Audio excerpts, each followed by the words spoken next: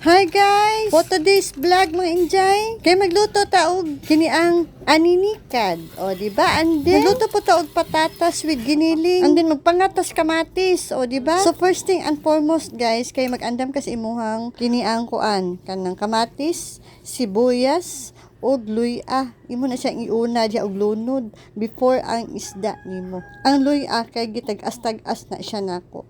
O di ba? So ipanlunod na nimo tanan diha para sunod na to ang ato ang isda nga buto si tawag ani oy sa isda pot nga kanang gagmay ba pot suspes ko ha bitaw ang isda guys as in sinaw pagod supposed to be kanang dili anto ni siya palimpyuhan pero nilimpyuhan na lang kay siyempre hasang baya so di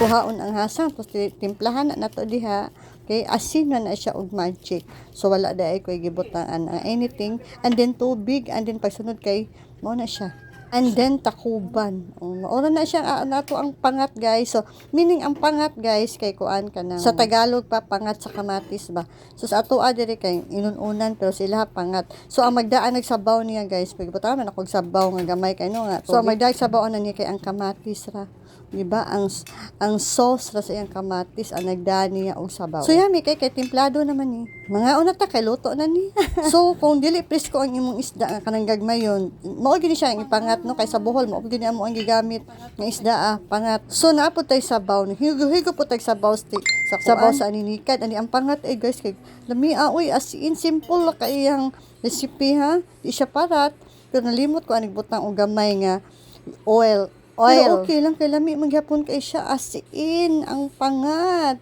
So nakaluto din mi ani sa Bohol kung agaw ni Glenn taga Manila niluto. Ano mi kay muluto as in si sangay na ko Rosie po yung ngalan. Hi, hello. I miss your luto day. Mga untan, lami kay ang kaon ni Lola. Ay bisag kana lang nahigop og sabaw. Unsa isunod na nato ato ang gamay ra man jud kanay giniling kay beef giniling kay sobra ra man sige palitan lang nako og ganing patatas og sili pula. Simot-simot pa rin ako kay basig ka nang nadaot na ba sa ref. Pero sus nahurot man dai lami man dai kaayo pud siya. Gisal na nako sa aho sibuyas and then ang giniling din gilunod nang ko patatas og sili pula. Pasensya na sa ko ang kuan kay mao na akong paborito nga kaha.